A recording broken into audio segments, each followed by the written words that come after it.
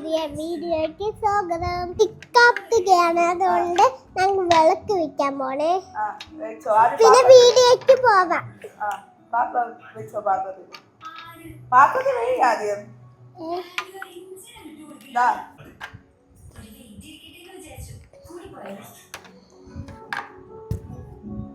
ഞാൻ എവിടെ വെക്കാൻ?